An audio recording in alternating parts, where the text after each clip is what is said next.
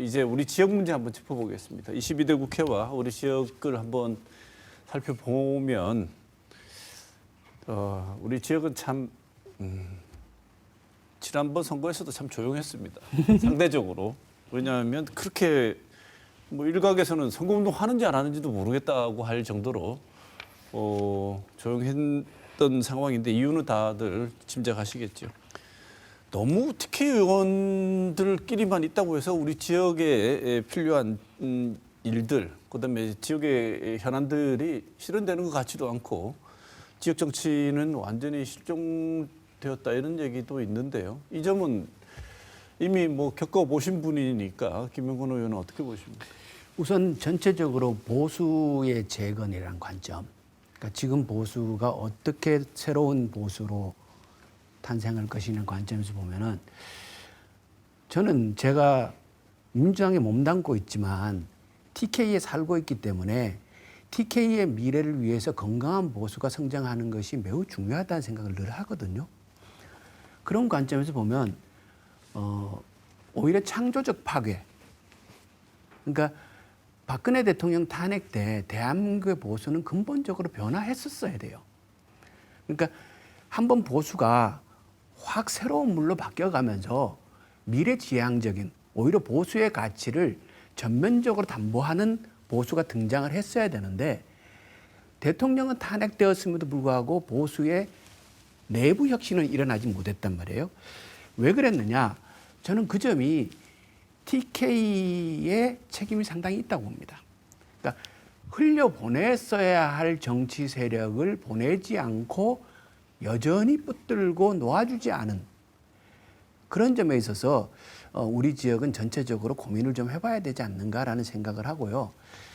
그리고 TK가 보수당 일색으로 오랜 시간이 흘러오면서 저는 가장 큰 폐해가 뭐냐면 선거는 있을 때 정치가 없는 것이 이것이거든요. 선거라는 절차는 민주주의 절차는 있지만 선거가 끝나면 정치는 없는 거예요. 정치는 상대가 있어야 정치가 있는데 여긴 상대가 없지 않습니까? 상대가 없으니까 서울 가서 서울에 안 좋게 얘기하면 거수기 노릇만 하고 그 당 총재, 당 대표의 눈치만 보고 뭐 이렇게 되는 거란 말이에요. 그래서 지역의 정치를 어떻게 복원할 것인가가 매우 중요한 거고 이게 지역에 여야가 없으면 우리 지역의 현안은 서울에서 보면 늘 동네 문제가 돼요. 지역의 현안이 중앙정치의 화두로 올라가지는 못하는 거예요. 그러면 늘 지역은 그 변방, 아무런 역할도 못하는 그렇게 되는데 저는 그런 점에 있어서 빨리 우리가 어떤 형태로든 선거 결과는 나왔지만 선거 결과가 정치의 바람직한 형태가 아니다고 해서 또 4년을 그냥 기다리고 있을 수는 없지 않습니까?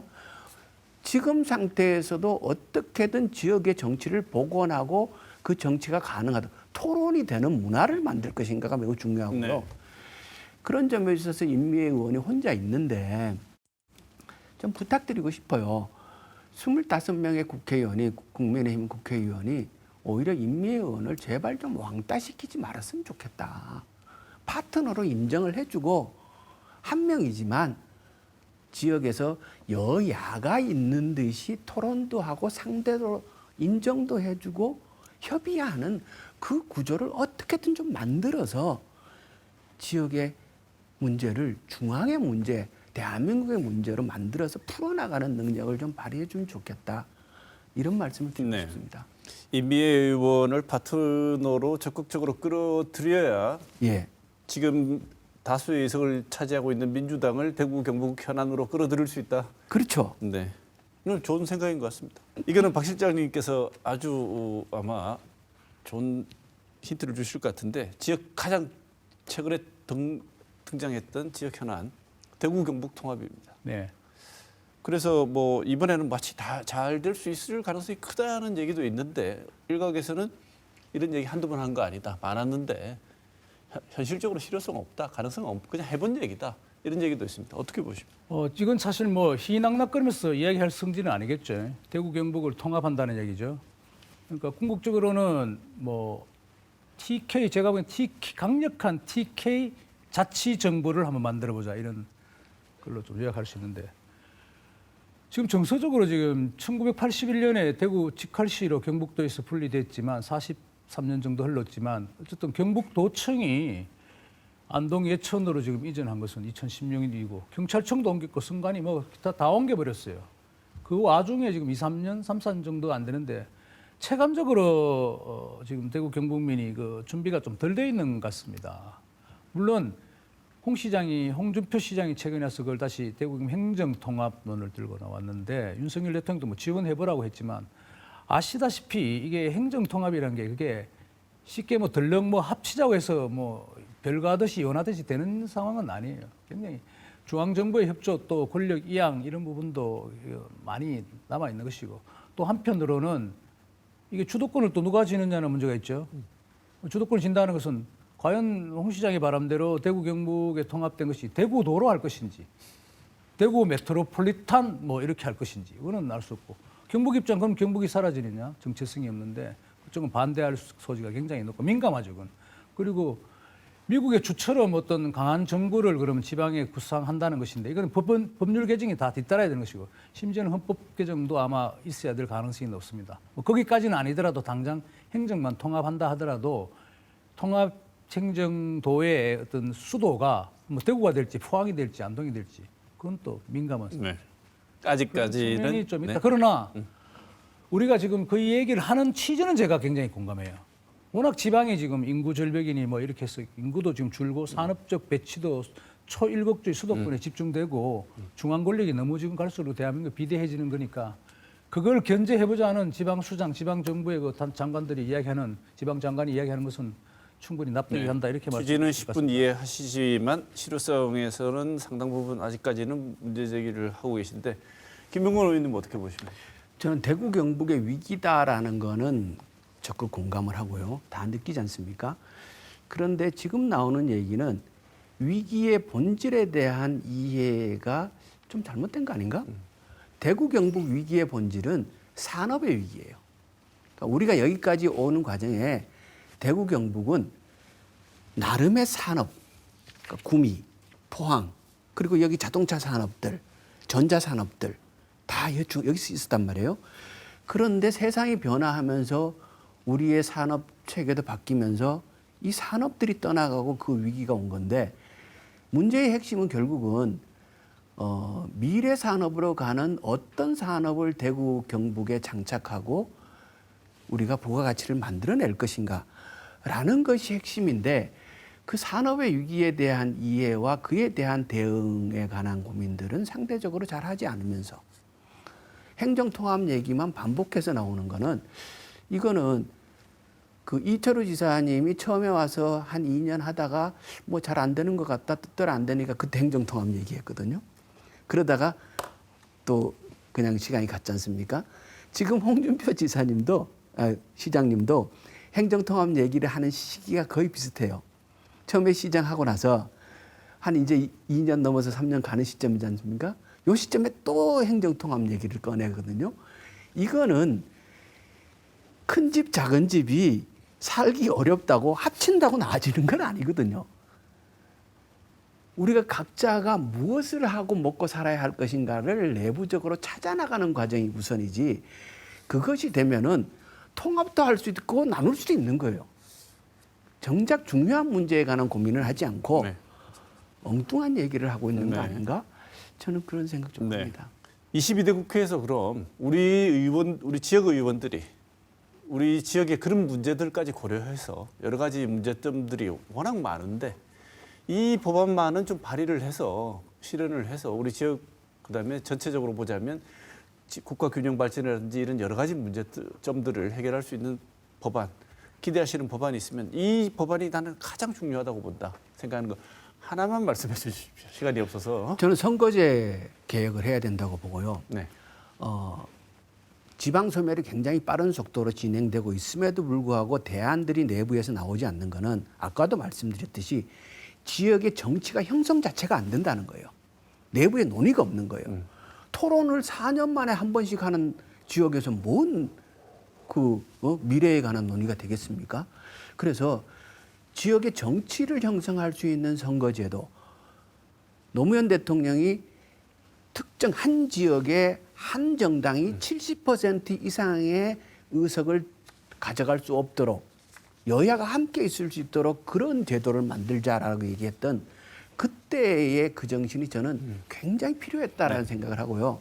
그래서 선거제 개혁을 반드시 해야 된다. 이런 말씀드립니다. 알겠습니다. 지역 문제 해결하는 데 있어서 가장 근본적인 해결책 중에 하나가 선거제 개혁이다. 예. 박 실장님. 제가 보기에는 뭐 국회의원들이 좀 현장을 많이 다닌다는 흔히 이야기하는데 그렇게 주면은 제가 기업을 좀 많이 다녔으면 좋겠다는 거. 법적인 그 측면에서 하나만 말씀하라고 하셨는데 이게 좀 어려운 문제인데 간단히 설명해 볼게요. 아까 김 의원님께서도 선거구 관련해서 했는데 제가 보기에는 지금 우리 수도권 과밀화 인구가 집중되고 수도권 의원이 122석 지역구가 거의 절반이 육박해요. 그러니까 수도권에서 이기는 팀이 이기는 거잖아요. 정당이. 지금 더불어민주당 여실히 보여주고 있습니다. 경기도를 장악하면 거의 대한민국 국회를 장악할 수 있게 됐는데 이게 지금 왜 이래 되냐 하면은 헌법재판소에 제가 말씀드린 판결이 엉터리예요. 예를 들면 인구 편차 표의 1인 1표 등가성을 지나치게 강조하다 보니까 지금 선거구제의 인구 상한선과 하한선이 2대1로 축소됐단 말이에요. 예를 들면 26만 명 하면 상한선이 넘으면 안 된다. 13만 명 하면 다른 거와 합쳐야 된다 이렇게 되는데 그래서 지금 예를 들면 뭐 의성, 청송, 영덕, 울진 이런 4개의 기초자치단체가 합쳐서 선거구를 만들잖아요. 여기에 대한 문제의식이 지금 지방, 지역, 비수도권 의원들이 없어요. 그러니까 헌법재판소에서 결정했으니까 따라야지. 헌법재판소도 거기도 그 인간이 그냥 재판관이 판단하는 거예요. 그래서 여기에 대한 헌법 소원이라든가 강한 문제 제기를 법안 제기를 해야 돼요. 그래서 연방제가 아닌 그리고 양원제가 아닌 미국처럼 상원이 없는 다원제인 한국적인 현실에서는 지역 대표성을 강화해야 된다.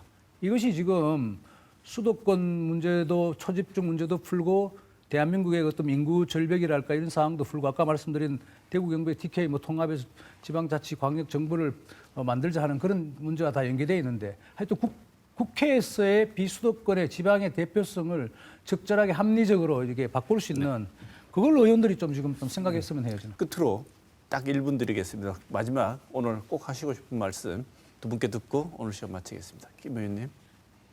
이번 총선은 국민의힘 당선자들의 득표율이 더 올라갔어요. 과거에는 평균하면 한 60% 득표를 했거든요. 이번엔 대구도 그렇고 경북도 그렇고 한 10%더 올라가서 70%가 국민의힘 득표율이에요. 평균이. 저는 이 문제를 굉장한 위기로 받아들입니다. 그러니까 지역이 되려고 하면 균형이 어느 정도 맞아야 돼요. 그러니까 이거는 어느 누구의 책임이라고 할 수 없는 거거든요. 그러니까 우리 유권자들이 그리고 시민들이 평소에도 그렇고 어떻게 어느 정도 정치적인 균형이 형성될 수 있는 토양을 만들어 주지 않으면 대구 경북에 정치가 복원되기 참 어려울 거라고 생각을 하고요. 그리고 우리가 서울만 바라보지 말고 그러니까 유튜브를 봐도 서울 유튜브를 봐요. 지역 방송을 좀 보고 지역의 현안을 가지고 고민하고 토론하고 공론을 만드는 일을 우리가 노력해야 하지 않을까. 그 말씀을 꼭 드리고 싶습니다. 네, 박 실장님.